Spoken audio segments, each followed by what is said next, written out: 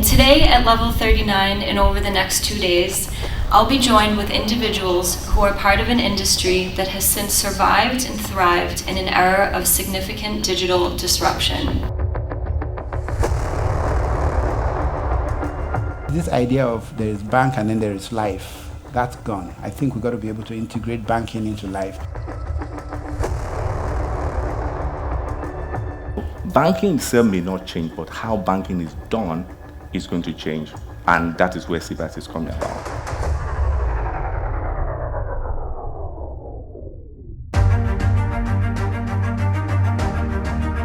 We need to build a future together if indeed we are going to be part of that future. I look at fintech as the R&D for large banks or financial organizations that frankly didn't have the culture or the capability or the DNA to be able to think differently.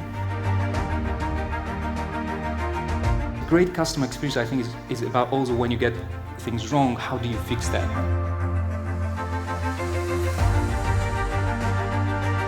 This technology is enabling competition in a way that it didn't previously enable competition. I believe that if you fast forward 10 or certainly 20 years' time, you'll barely recognize wealth as it was now. There's so much possible with the power of the cloud around, security and what it is that you can do, and just being able to automate things, in a different way. When people say cloud, I always think, okay, think about you can't have one cloud only. You should have multiple clouds.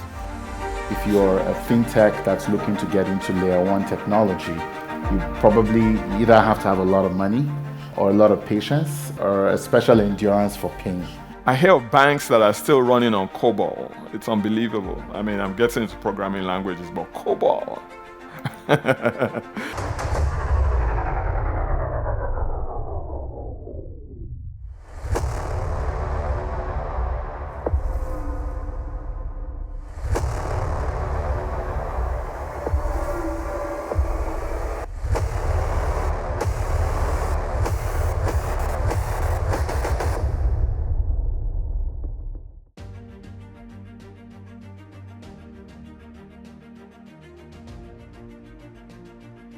But there is a lot of open source model and a lot of third-party model that are also excellent. And we are always saying at Google that you need to find the right model for the right task.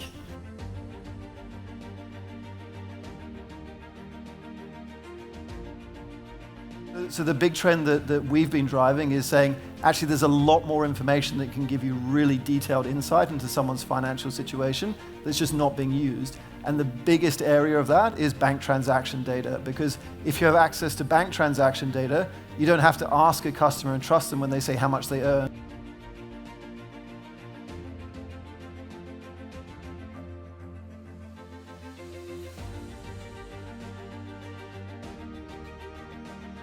They're basically two sides of the same coin. The fact that you can embed risk management, make it at the core of your operation, and on that build customer personalization.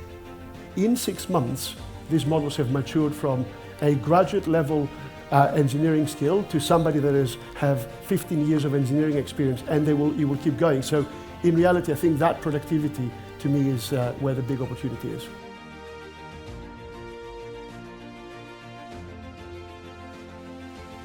And we're talking about things in the context of financial services today, but imagine sitting back in that industry.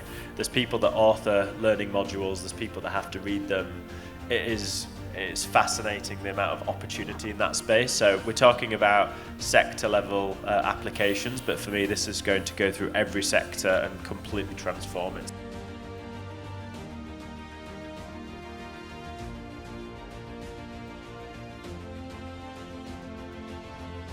You can build AI tools and machine learning to really do a lot of the heavy lifting to service wider groups of people in a much more cost-efficient way. It's where does the barrier between the actual official of giving advice, because we can't have AI giving answers to individuals, because you really, in the regulator's eyes, you're going to need somebody to be accountable for that advice, the decision that's been made.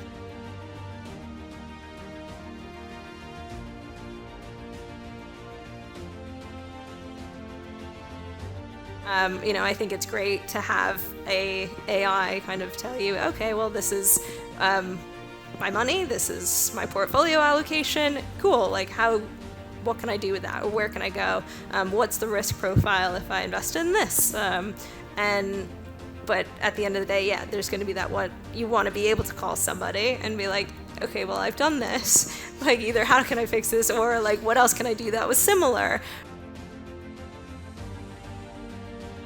Now, there's legacy in the system. If you see, most of the big banks are still using their legacy core banking, right? Despite the fact that there's a lot of SaaS, they hesitate to do that because, like I mentioned yesterday, the people still making the decision are legacy. You know what I mean by that is that they're still very old and they're very risk adverse.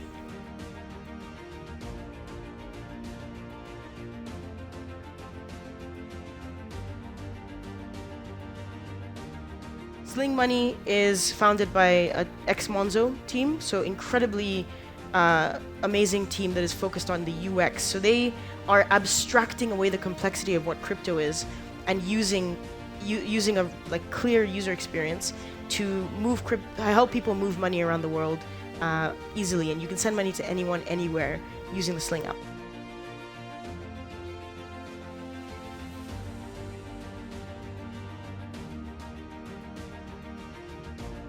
Deployment of AI and using AI tools is a solution set that helps you to chisel away at the inefficiencies that exist within there. So you've got this fragmented process, that's one area of inefficiency.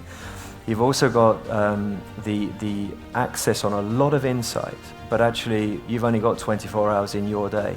If most fintechs are being honest, like exit strategy is something everyone thinks about. One of the most clear exit strategies is be acquired by a bank at some point.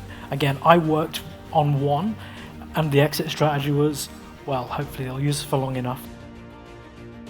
It's just a few years before that the treasury world is going to change dramatically in terms of they will step in to become the decision makers for what's happening with the technology in their companies, certainly in treasury, because I think there's a difference between what's happening within treasury functions and then within the company as a whole. As I said, within Ferguson, we're very engaged from a commercial perspective in terms of technology we roll out to our clients, but within treasury specifically, we have got some technology, we have got a lot of automation. If we want to create value exchange moments, what are the CX levers that we as an organization, as a product organization, as a design experience, as a design org, can pull and actually make sure that we are utilizing and we're building toward that experience that we want to design. So APP fraud does not stand for Ali Peter Patterson. It, however, does stand for authorized push payment, which is basically a mechanism of payment, whether it's push or pull.